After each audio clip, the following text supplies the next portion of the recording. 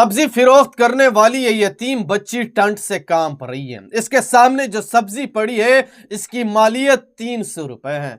हम जब भी घर से निकलते हैं तो अपने आप को पैक करके निकलते हैं क्योंकि सर्दियों का मौसम है और हमें सर्दी भी बहुत ज्यादा लगती है। लेकिन आप दरअसल इस यतीम बच्ची को जरा गौर से देख लीजिए कि इसके सर पे कुछ भी नहीं है, इसके पाँव पे कुछ भी नहीं है। हाँ, शलवार कमीज पहना हुआ है और सब्जी फिरोख्त कर रहा है, लेकिन उस दौरान यह बच्ची ठंड से रा रही है और बहुत ज्यादा इसको सर्दी भी लग रही है। अच्छा, इस दौरान जब एक शख्स इस बच्ची के ऊपर आता है और इनसे सवाल पूछता है कि मेरी बच्ची, आप तो ठंड से कांप रही है, आपके सर पे दुपट्टा भी नहीं है छुपने के लिए, आपके पाँव भी बिल्कुल खाली हैं, उस ये सब्जी जो आप बेच रही हैं ये कितनी की है? उसके बाद ये खूबसूरत नन्ही बच्ची बताती है कि ये सब्जी 300 रुपए की है।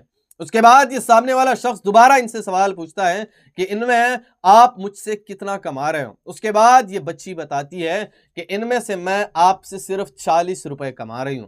उसके बाद इस शख्स की आप बड़ा दिल जरा मुलाहिज कर दीजिए, वो इनसे 3000 रुपए देता है, यानी 300 के बदले वो 3000 रुपए इस बच्ची को प्रोवाइड करता है और उनको कहता है कि ये सारी सब्जी मेरी हो गई।